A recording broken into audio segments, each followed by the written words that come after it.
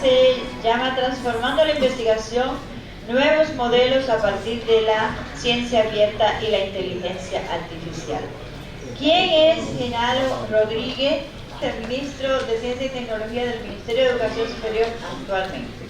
Es doctor en Derecho por la Universidad Autónoma de Santo Domingo, profesor investigador en la Universidad del País Vasco, España, doctorante en Filosofía de los Valores y Filosofía Política por la misma Universidad del País Vasco, España. Es magíster en Educación Superior por la Universidad Autónoma de Santo Domingo. Es especialista en Educación Superior, mención Ciencia y Tecnología y profesor de programas por más de 30 años en la Cátedra de Derecho Civil y Derechos Especializados. El maestro y doctor Genaro Rodríguez tiene un background bastante amplio, con una entrega como ser humano y como profesional de alto nivel. Yo les recibo, y ustedes también, con un fuerte aplauso, maestro.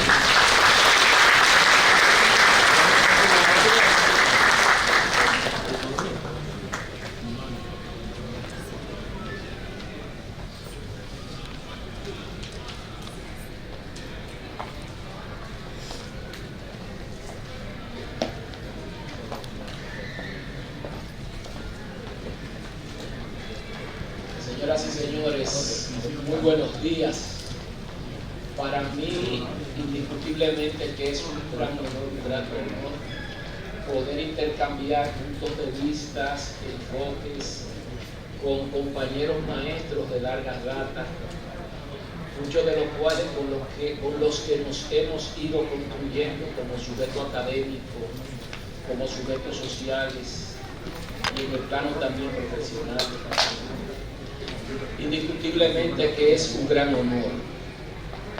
Quisiera cumplir en la mañana de hoy con darle mis saludos siempre gratos a la doctora Juana Encarnación, quien es la decana de la Facultad de Ciencia de la Educación de esta importante y principal universidad en el sistema de universidades de la República Dominicana.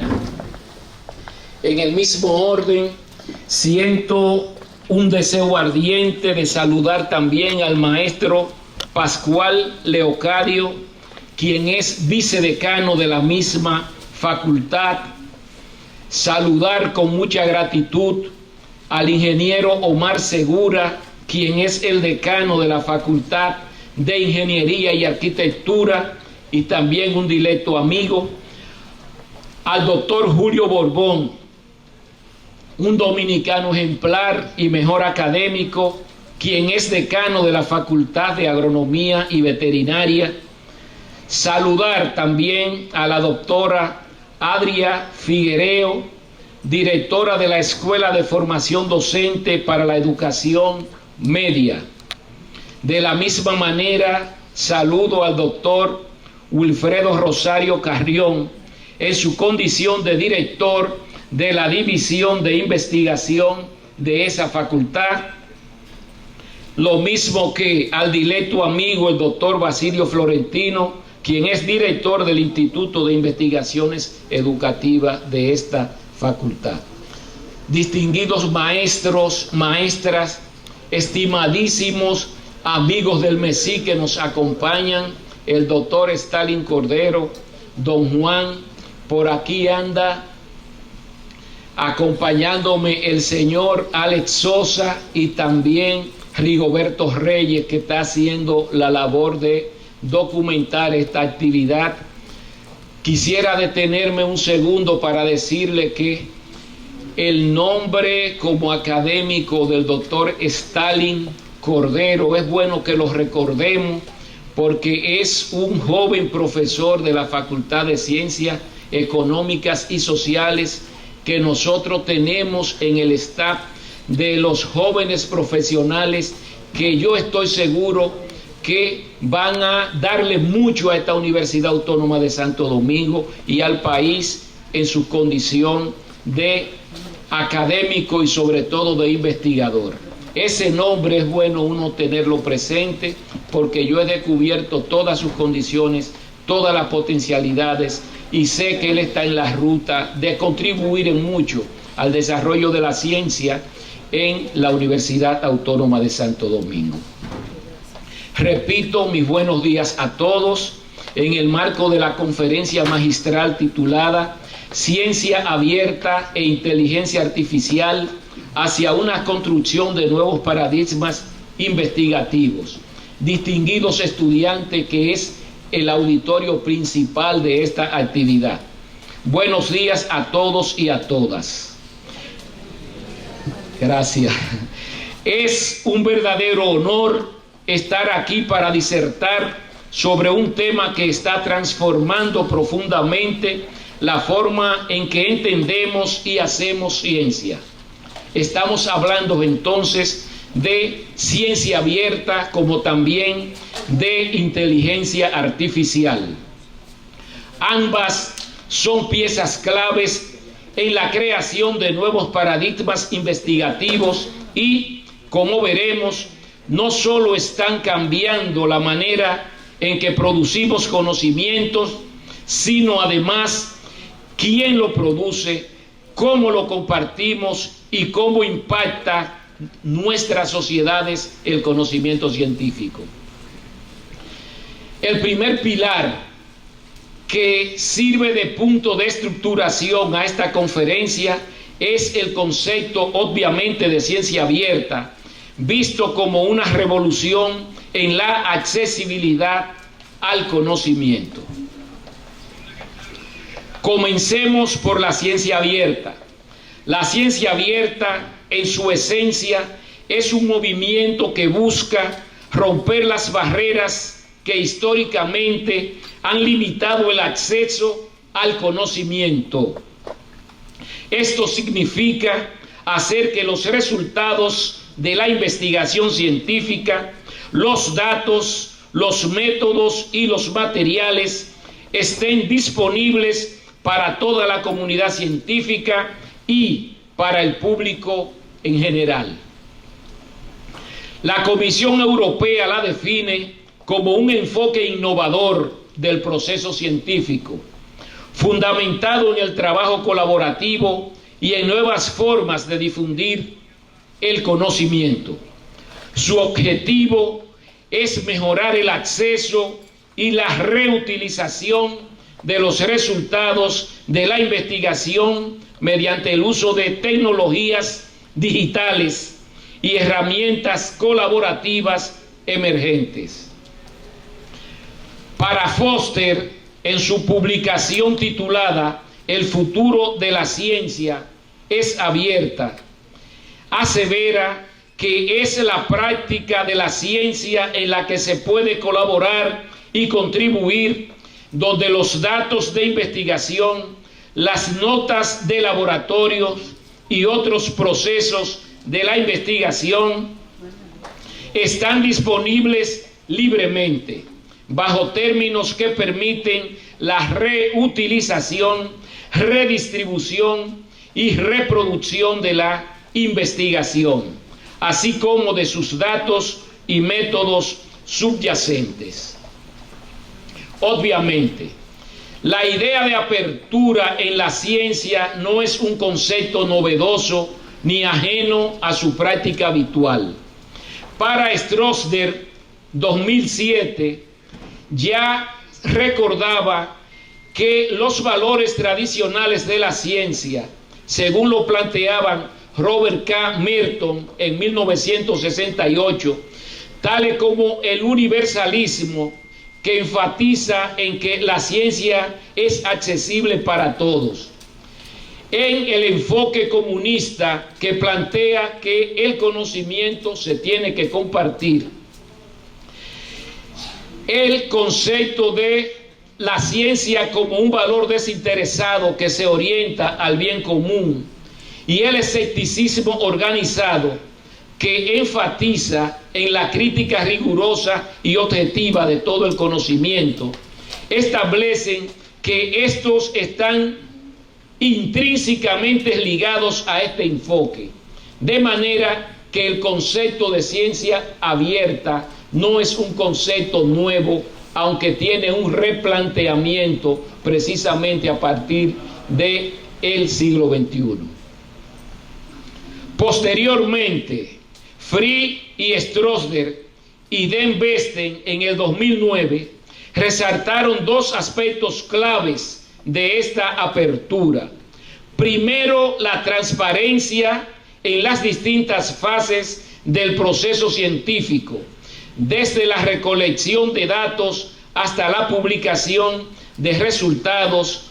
Y segundo, el grado de colaboración que se operacionaliza entre los distintos actores que actúan en la construcción del conocimiento científico.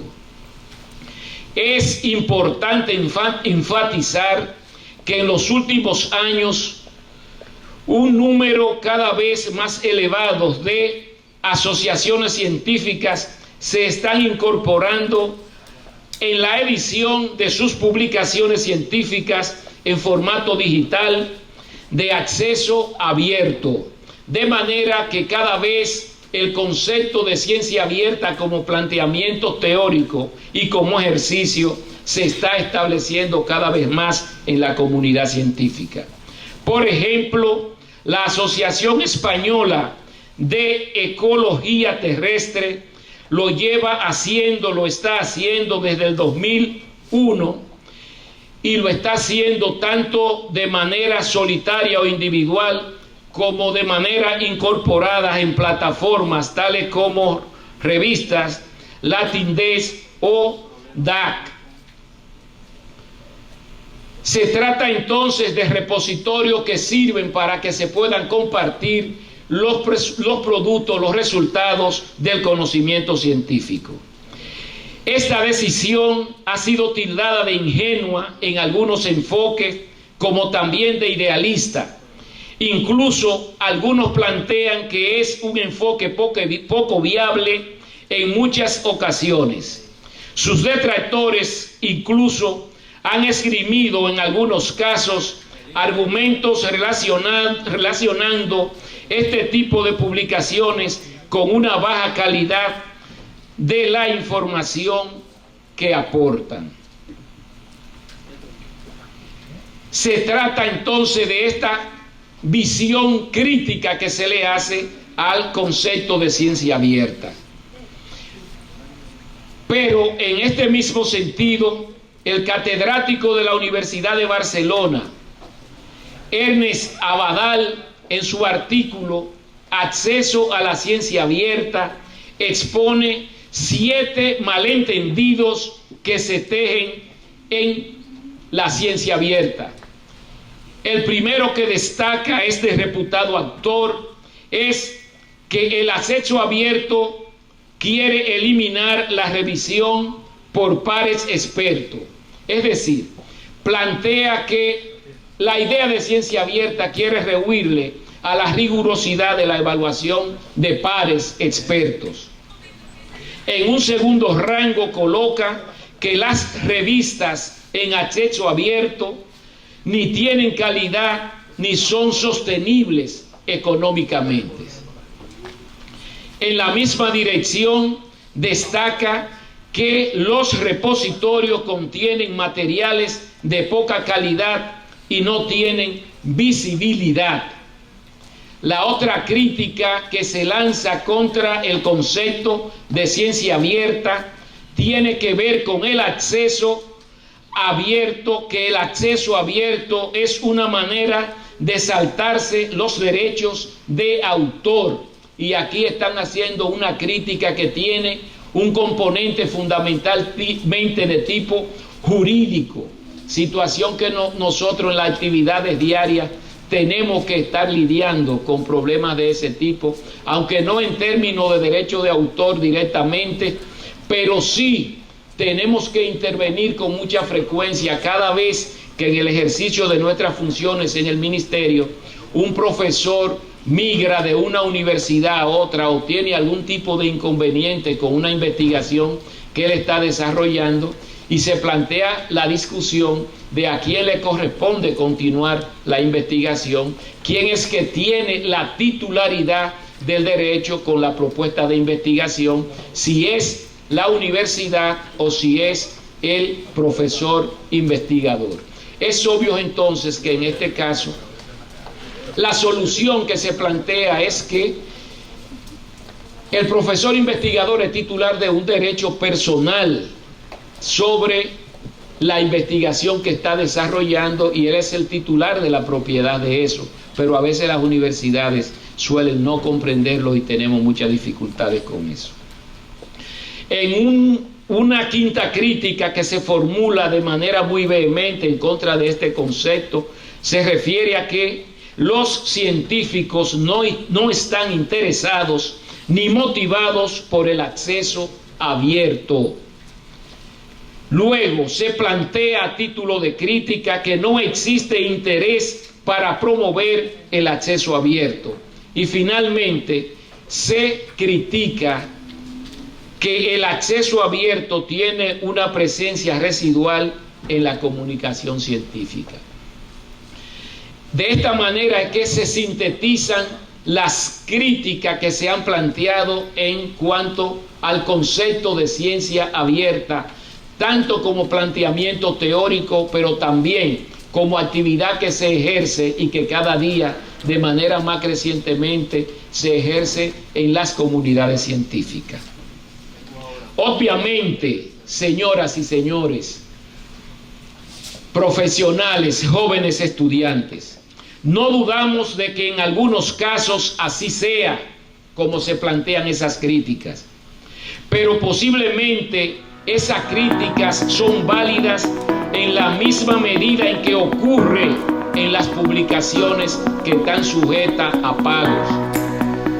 Tenemos que decir que hay revistas que para publicar cualquier tipo de investigación cobran hasta 3.000, 4.000 y hasta 5.000, y eso necesariamente no la exime de que puedan tener situaciones de crítica que se le puedan imputar a algunas de sus publicaciones que estén dentro de esta tipología o síntesis que hace el autor que citamos de las principales críticas que se le formulan al concepto de ciencia abierta. Lo cierto es que la calidad de la información publicada en una revista científica depende casi exclusivamente del proceso de revisión al que son sometidos los manuscritos y, en consecuencia, de la calidad de los revisores y el equipo editorial. Respecto a la calidad de los revisores, el sistema está basado en el altruismo recíproco y fundamentado en la denominada regla de oro del revisor, que sugiere, que plantea que revisar para otros se debe de hacer tal y como a uno le gustaría que se hiciera para uno mismo. Esa es la divisa ética que se aplica cuando se ejerce, se cumple el rol de un par. En este caso, si se acepta la solicitud de hacer una revisión, siempre y cuando las obligaciones y la agenda le permitan a esa persona que se le solicita ser revisor. Estamos diciendo entonces que haya un gran componente de tipo ético en el ejercicio del rol de par revisor. En este sentido se ofrece una crítica exhaustiva, justa y constructiva del trabajo, y necesariamente quien se aboca a hacerlo en la primera oportunidad que tengas, independientemente de las fechas límite que le hayan planteado, debe de cumplir dentro de ese parámetro de tiempo, y eso es necesariamente crucial. Y también ahí está la responsabilidad ética del par que se invita para que evalúe un documento científico. En el ámbito en que nos desarrollamos, no parece que el dinero pueda mejorar la calidad de este proceso. Es precisamente por el contrario en algunos aspectos del funcionamiento del equipo editorial, donde un aporte económico podría favorecer un mejor funcionamiento.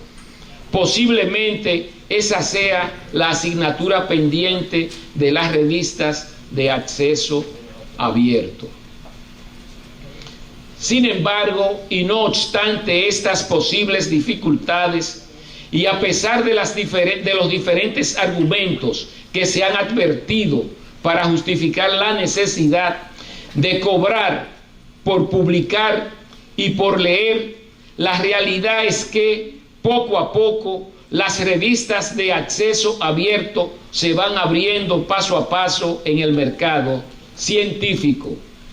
De hecho, la edición de acceso abierto es ya una alternativa muy consolidada.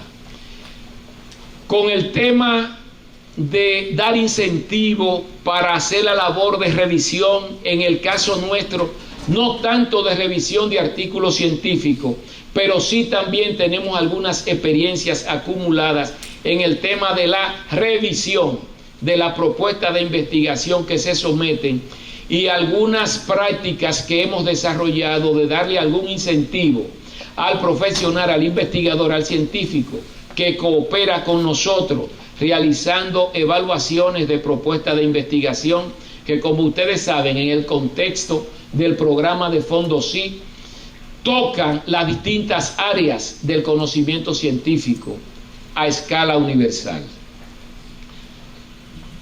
Conectando con lo anterior, es por esa razón que la ciencia abierta no es solo acceso abierto a publicaciones, va mucho más allá, abarcando también los datos, análisis, materiales, colaboración y reproductividad abierta. Esto indiscutiblemente plantea que cuando estamos en el ámbito de ciencia abierta, estamos más allá de un planteamiento teórico, de un concepto, sino que tiene un conjunto de componentes, como decimos, que tiene que ver con datos, tiene que ver con análisis, materiales, colaboración y el tema de la reproductividad abierta. En palabras sencillas, busca crear un entorno en el que cualquiera puede tener acceso al conocimiento científico, y eso es uno de los aspectos esenciales de el planteamiento de la ciencia abierta, la accesibilidad de toda la persona, de todo investigador que tenga interés de entrar en el ejercicio científico. Ya sea que tenga ese interés desde la perspectiva de un investigador de una universidad de prestigio o de un estudiante como los que están aquí, que tenga una curiosidad en conocer temas de ciencia, no importa cuán remota sea el lugar del país de donde esté situado. En este sentido, el cambio es profundo. ¿Cómo sería en consecuencia la ciencia si todo el conocimiento estuviera accesible para todos y para todas? Esa es una interrogante que tiene mucha fuerza y es indiscutiblemente contundente. El modelo actual, que aún tiene muchas restricciones, ha sido criticado por ser ineficiente y costoso, limitando la difusión de las ideas y el progreso científico. Y eso lo sufrimos todos, hasta cuando abrimos alguna plataforma en el celular, que vemos que nos plantean la condición que para entrar al texto tenemos que suscribirnos y hacer un determinado pago. En el enfoque de ciencia abierta, esos valladares indiscutiblemente que tienden y tienen que desaparecer. En este sentido, como decíamos, el cambio es profundo. ¿Y qué vemos hoy? ¿Qué tenemos hoy? Hoy tenemos un nuevo paradigma donde no solo accedemos al conocimiento ya publicado, sino también a los datos y procesos que generaron ese conocimiento, y eso tiene mucho valor y eso es muy importante. Es un cambio que permite, por ejemplo, que el equipo de investigadores en la República Dominicana pueda colaborar con un equipo en la India, un equipo de investigadores situado en República Dominicana, pueden vencer la distancia e intercambiar con un equipo de colaboradores que están situados en la India y hacerlo en tiempo real. Estos son de los aportes significativos y contundentes, como digo, de la implementación del concepto de ciencia abierta y el por qué los organismos internacionales lo han asumido como uno de sus paradigmas. Y esta interconexión los científicos pueden hacerla utilizando bases de datos abiertas y herramientas colaborativas. Es precisamente la ciencia sin fronteras. La ciencia abierta nos sitúa en el plano de concebir un enfoque de ciencias sin fronteras. Un segundo pilar en que se articula esta presentación es el tema de la inteligencia artificial. Cuando hablamos de inteligencia artificial, estamos hablando de alguna manera del poder de la automatización y el análisis de grandes volúmenes de datos. Nos plantea esa situación. Ahora introduzcamos el segundo protagonista de esta charla, como decía, que es la inteligencia artificial. Pero antes es interesante echar una mirada a sus antecedentes.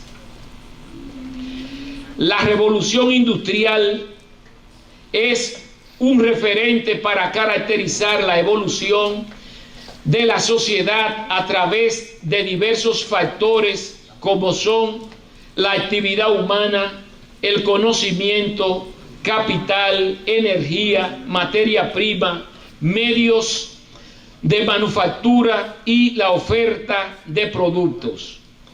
Así como también en este tema entra la oferta de servicios que contribuyen a generar riquezas y progresos, tal y como se aprecia durante 4 generaciones. La primera revolución industrial, ocurrida entre 1760 y 1830, se distinguió por la mecanización sostenida en la energía de vapor producida por agua y carbón como insumos, matizamos. En tanto que la segunda revolución industrial, sucedida entre 1870 y 1914, se caracterizó por la fabricación en serie de bienes, las líneas de ensamblado y el uso de energía eléctrica. En la mitad del siglo XX, el surgimiento de las computadoras y la automatización de los procesos de manufactura mediante el uso de energías renovables dieron vida a la tercera revolución industrial, también denominada científico-tecnológica.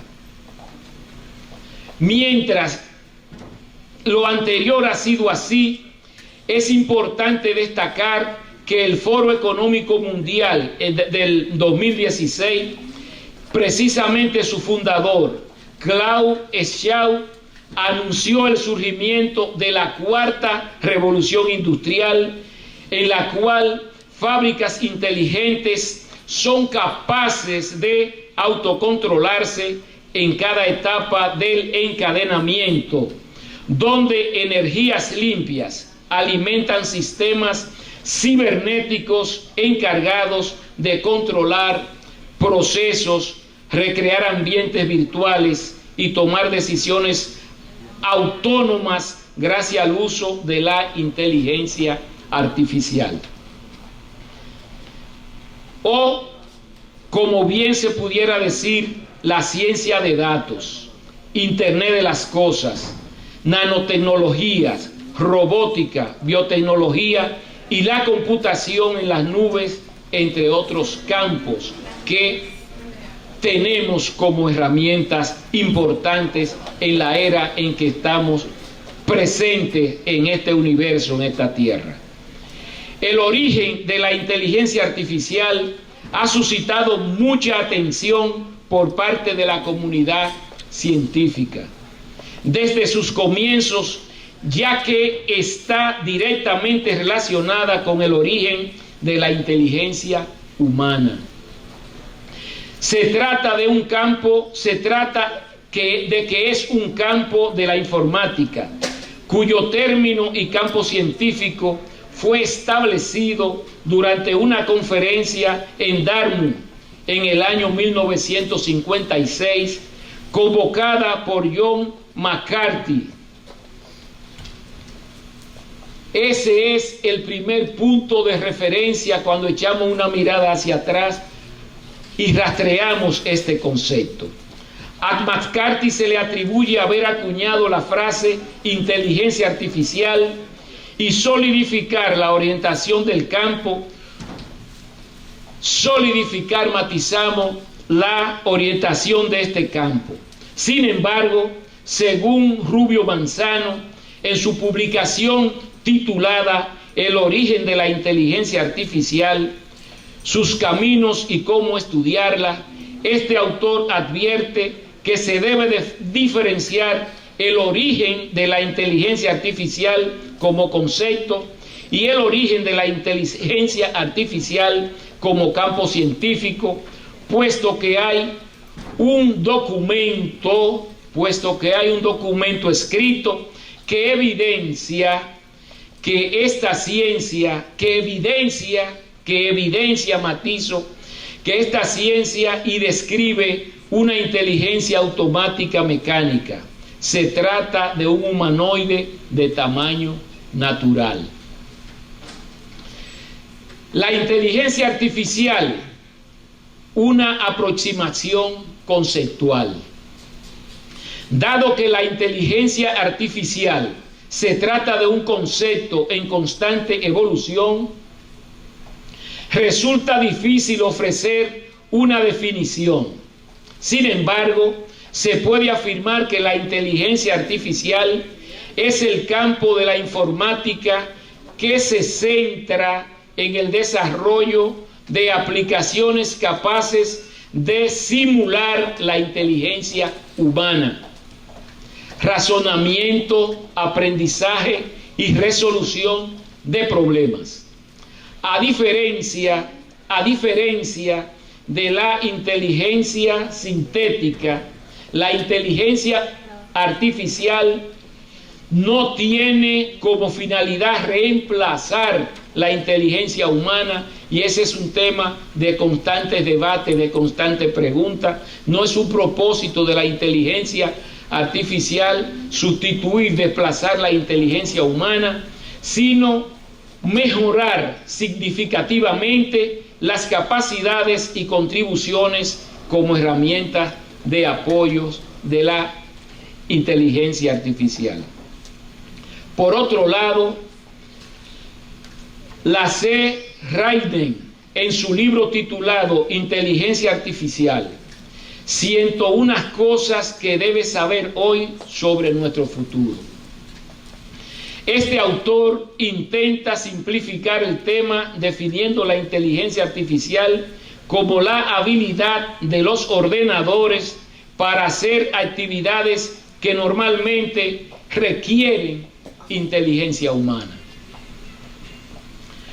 Pero para brindar una definición más detallada desde el Viceministerio de Ciencia y Tecnología, aseveramos que la inteligencia artificial es la capacidad de las máquinas para aplicar algoritmos avanzados y aprender de grandes volúmenes de datos, permitiéndoles tomar decisiones y resolver problemas de manera autónoma y adaptativa.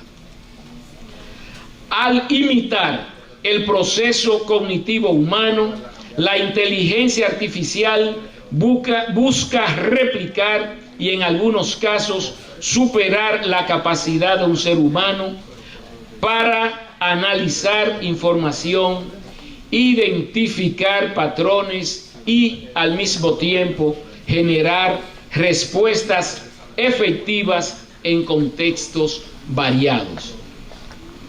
Es a ese nivel de construcción, es a ese constructo que desde la mirada del Viceministerio de Ciencia y Tecnología nosotros queremos presentar y aportar a esta comunidad de académicos. Esa es la comprensión que desde nuestro viceministerio tenemos y desde el MESI del tema de la inteligencia artificial como herramienta. Por consiguiente, como muchos de ustedes saben, la inteligencia artificial ha revolucionado muchas áreas del conocimiento y la investigación científica no es una excepción.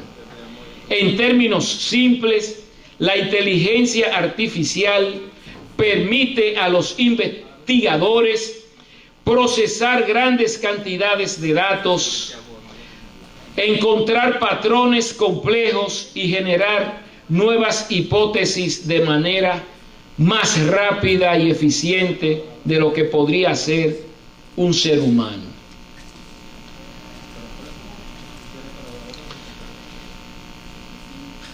El tercer pilar en que se articula esta presentación es lo que tiene que ver, y esto quizás sea la parte más importante y más crucial de esta presentación, es la sinergia entre ciencia abierta e inteligencia artificial. Y es precisamente aquí en que nos situamos en un nuevo paradigma cuando hacemos una comprensión combinada de estas dos herramientas. Hasta aquí hemos discutido dos conceptos poderosos por separado: la ciencia abierta y la inteligencia artificial. Ahora exploraremos cómo se complementan y refuerzan de manera mutua, de manera recíproca. ¿Qué sucede en consecuencia cuando combinamos la ciencia abierta con la inteligencia artificial? Es una pregunta crucial. Lo que obtenemos es una potencia sin precedente para avanzar en nuestras investigaciones. Gracias a las bases de datos y los repositorios abiertos, los algoritmos de inteligencia artificial pueden acceder a bases de datos masivas y realizar análisis complejos que revelan conexiones y patrones que antes pasaban desapercibidos. Nosotros nos preguntamos si incorporáramos sobre todo la inteligencia artificial, por decirlo así, en esos procesos judiciales que escuchamos que los funcionarios de la justicia dicen que llevan 3.000 y 4.000 páginas, que resulta imposible trabajarla a cualquier juez, a cualquier fiscal. Haciendo uso de la inteligencia artificial se pueden realizar evaluaciones de esos trabajos y el proceso de instrucción pudiera avanzar con mucha velocidad si pudiéramos incorporar estas herramientas en los procesos judiciales, porque pudiéramos solamente pedirle: dame la evidencia de esto, de aquello y de lo otro, y en base a eso trabajar y poder dar respuesta. Por ejemplo, la República Dominicana se queja con mucha amargura de procesos judiciales que nunca terminan y que perimen porque le llega el tiempo para hacer alguna formulación de cargo, pero humanamente los funcionarios de la justicia no pueden articular con eficiencia una respuesta dentro del tiempo, y se cometen muchas impunidades por eso, pero también se cometen muchas injusticias por eso, porque se presume y se realiza una acusación muchas veces que no tiene ningún tipo de base. Primero, para cumplir con el tiempo, y segundo, porque no pueden tener una comprensión adecuada de qué van a hacer y cuáles son las formulaciones de cargo que le van a hacer a cada una de las personas que están sometidas al escrutinio de la justicia, para referirme solamente a un ejemplo. Por ejemplo, en disciplinas como la biología o la astronomía, se pueden analizar datos abiertos de manera automática y proponer nuevas áreas de investigación basadas en las correlaciones encontradas. Esta capacidad de automatizar y analizar grandes volúmenes de datos no solo acelera el proceso de investigación, sino que también democratiza el acceso al conocimiento. Ya no es necesario tener grandes recursos para acceder a datos valiosos. Cualquier ciudadano o ciudadana con las herramientas adecuadas puede aprovechar el conocimiento global de que está disponible a escala global, a escala planetaria. Es precisa y efectivamente por esta razón que en la actualidad los avances en inteligencia artificial requieren grandes cantidades de datos para enfrentar modelos complejos, como decíamos anteriormente. Aquí es donde la ciencia abierta desempeña un papel crucial.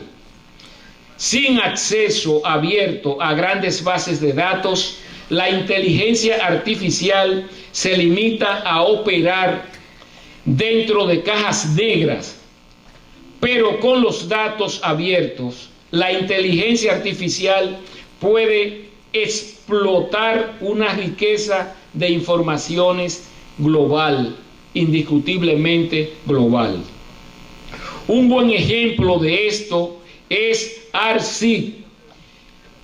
Se trata de un repositorio, de una biblioteca digital gratuita de carácter temático y de gran prestigio internacional. Los investigadores publican artículos y datos que otros pueden usar inmediatamente cuando entran a ese repositorio. Este ecosistema abierto no solo ha permitido que los ciclos de descubrimiento se acorten, sino, y de manera fundamental, que también ha generado nuevas colaboraciones en todo el mundo. Los científicos ahora pueden identificar patrones en los datos y lanzar nuevas investigaciones, y que esas investigaciones, lo importante es que la pueden lograr con la debida calidad en tiempos récord. Otro aspecto clave es que la ciencia abierta permite la transparencia total en el proceso de investigación. Esto es importante matizarlo. La ciencia abierta permite la transparencia total en el proceso de investigación, lo que ayuda de manera significativa a entrenar algoritmos de inteligencia artificial con datos más confiables y verificables. Esto, en consecuencia, se traduce en una inteligencia artificial más eficiente, más responsables y ética, ya que su aprendizaje se basa en datos abiertos y reproducibles, no en cajas negras, no en cajas cerradas, como todavía permanecen algunos sectores de la ciencia, cerrados a este nivel de apertura que ha decretado y que ha planteado el siglo XXI. Casi llegando al final y con el cuarto pilar, que se refiere a nuevas formas de hacer ciencia, la interdisciplinariedad y la colaboración global. Este nuevo paradigma también nos abre la puerta a la interdisciplinariedad, combinar diferentes áreas del conocimiento para abordar temas y problemas de maneras más integral y más completa. Eso terminamos de vivir ejemplos de este tipo a propósito de la pandemia de la COVID-19, donde esta situación se produjeron, donde científicos de distintas latitudes del conocimiento científico desarrollaron una dinámica de colaboración que gracias a ello fue posible que desde la perspectiva de la ciencia se dieran y se articularan y surgieran algunos productos que mitigaran los impactos de esa temible pandemia. Gracias a la ciencia abierta, las barreras entre disciplinas se están desmoronando. Un biólogo puede usar datos generados por un físico o un químico y viceversa. La inteligencia artificial, por su parte, facilita las interacciones al permitir que múltiples tipos de datos, como son imágenes, dataset, estudios económicos, etcétera, puedan integrarse en un solo modelo de análisis. Un ejemplo reciente, y lo repito, ya lo anticipaba, es la rápida colaboración global para investigar el COVID-19, donde los datos se compartieron abiertamente y se aplicaron tecnologías de inteligencia artificial para acelerar la comprensión del virus y el desarrollo de tratamientos para completarlos. Finalmente, ¿cuáles son los retos y consideraciones éticas de estas herramientas? Pese a lo anterior, sin embargo, a lo anterior, este nuevo paradigma no está exento de retos. Uno de los principales desafíos es la infraestructura tecnológica. Para que la ciencia abierta sea efectiva, necesitamos repositorios robustos, plataformas seguras y estandarizadas que permitan a los investigadores subir y compartir sus datos sin temor a perder el control sobre ellos, que es uno de los debates que se plantean en este plano. También tenemos el desafío de la calidad de los datos. Aunque la apertura es clave, necesitamos establecer mecanismos de control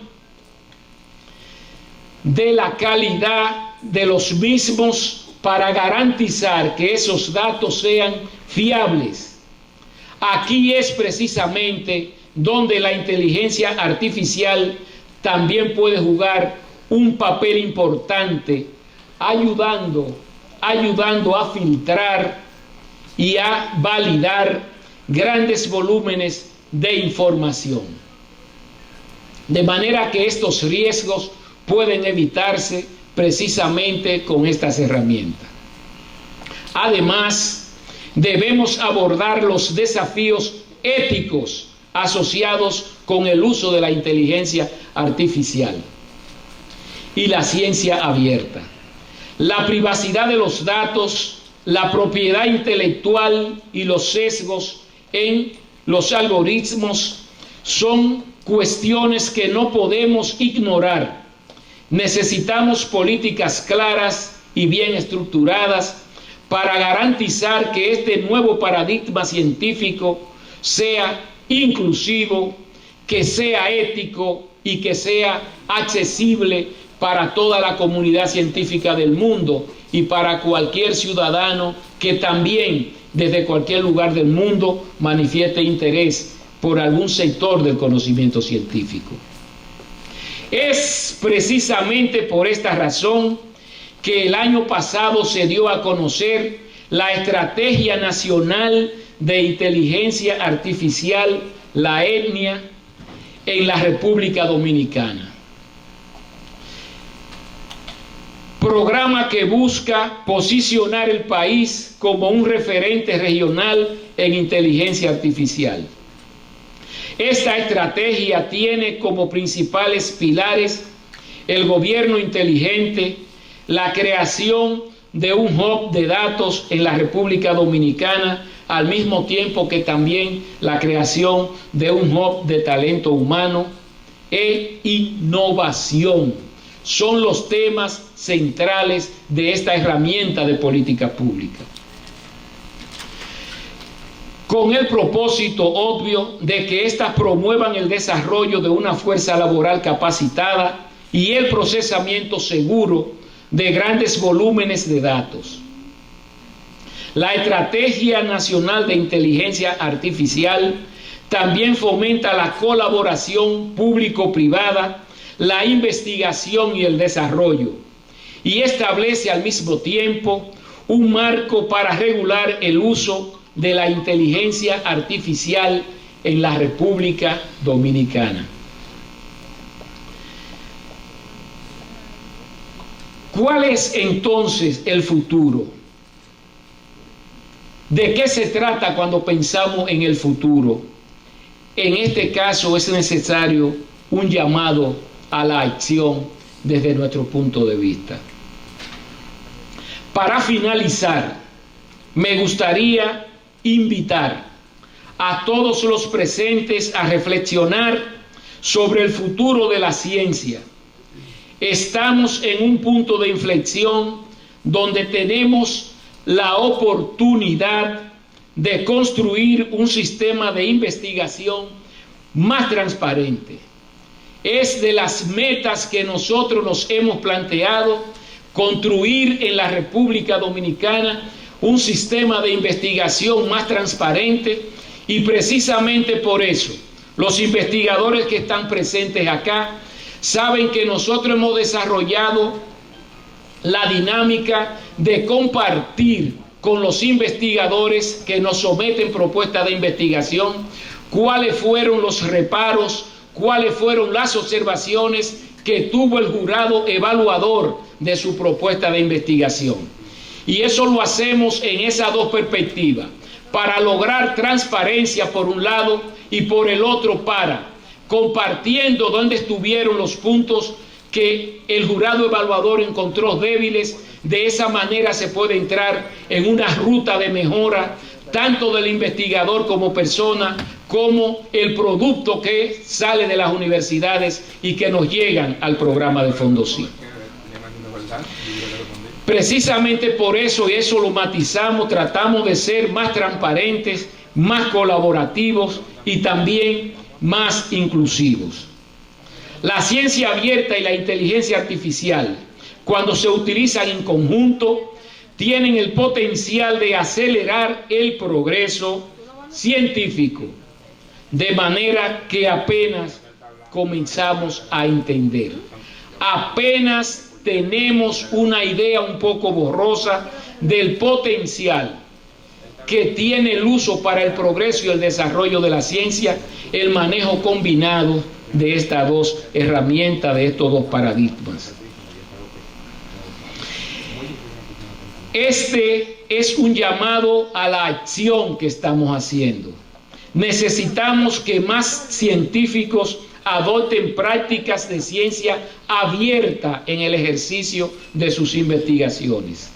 Necesitamos que las instituciones apoyen este cambio, proporcionando la infraestructura necesaria, y también de eso se trata, de las infraestructuras necesarias, pero no que existan solamente las infraestructuras, sino que hayan protocolos de uso entre una institución y otra, y entre un investigador y otros, Por ejemplo, gran parte de la infraestructura que se dispone para el desarrollo de la ciencia en la República Dominicana ha provenido del programa de Fondosit. Sin embargo, cuando una universidad nos propone una propuesta de investigación que es aprobada, que como consecuencia de ella se quedan 1, 2, 3, 4 equipos en una determinada universidad, cuando esa universidad no ha desarrollado una línea de continuidad en el orden de la propuesta que dio lugar a la adquisición de ese equipo, por un lado lo que tenemos es que termina dañándose y queda abandonado porque no se usa después que terminó la propuesta de investigación. Pero lo peor es que a veces investigadores de otra universidad requieren del uso de ese equipo, pero no hay mecanismos de cómo la universidad que posee en desuso una infraestructura tecnológica que sirve para la investigación pueda permitir que ese otro investigador pueda hacer los estudios que requiere con ese equipo. En consecuencia, vamos acumulando una infraestructura tecnológica fundamental para hacer investigación y para el desarrollo de la investigación que está llenándose de obsolescencia. Y ese es uno de los problemas de la ciencia en la República Dominicana, la precariedad en la colaboración entre investigadores y la precariedad de intercambio y comunicación entre universidades que investigan y los centros de investigación. Es un problema que necesariamente tenemos que yugular, que tenemos que resolver. Precisamente por eso hacemos este llamado. Además, necesitamos que se establezcan políticas claras que fomenten la apertura y garanticen un uso responsable de la inteligencia artificial en la ciencia. Ya sabemos el conjunto de situaciones que se ha creado, sobre todo en el ámbito de los papers, en el ámbito de los artículos, donde se ha estado convirtiendo como una tendencia que nos llama mucho y da una clarinada, una campanada para el tema ético, porque muchos investigadores han pensado que el fin mismo de su actividad científica es la generación de artículos, de cantidades de artículos, y eso nos pone entonces en la barrera, al borde de problemas éticos significativos. Señoras y señores, porque al final la ciencia avanza cuando compartimos, porque la ciencia avanza cuando compartimos, y ahora más que nunca tenemos las herramientas para hacerlo valer. Tenemos que compartir, tenemos que actuar de manera conjunta, tenemos que intercambiarnos las herramientas que sirven para la investigación. Señoras y señores, con este llamado que lo hago desde lo profundo de mi experiencia y de mi conciencia, porque soy el receptor de una gran cantidad de problemas que acontecen en la ciencia en la República Dominicana, hago este llamado. También hago este llamado porque la ciencia en República Dominicana está en un punto de inflexión, que dependiendo de lo que nosotros hagamos podemos dar un salto y progresar, pero también si no hacemos conciencia de que este conjunto de situaciones que hemos planteado tenemos que considerarla, también la ciencia en la República Dominicana pudiera estar en un punto de regresión. Es en este orden que nosotros hemos tomado la decisión de desarrollar redes de investigación, grupos de investigación, llevar la investigación al sur lejano, llevarlo al este, territorializar la política de ciencia y territorializar la posibilidad de acceso a los resultados, a los productos de la ciencia. Es nuestro desafío como generación que en este momento estamos cumpliendo roles protagónicos. Señoras y señores, muchas gracias.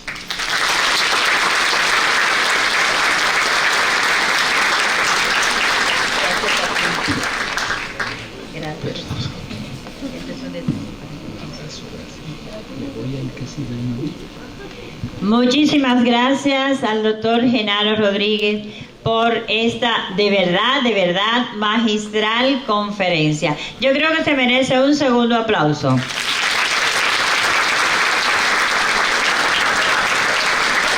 Agradecemos la presencia de los decanos, vicedecanos, maestros, maestras que se han integrado a este espacio que nos hace reflexionar sobre la investigación en sentido general. Los aportes que nos ha traído nuestro conferencista, nuestro gran amigo Genaro Rodríguez, nos hace pensar y ver cuál es la realidad.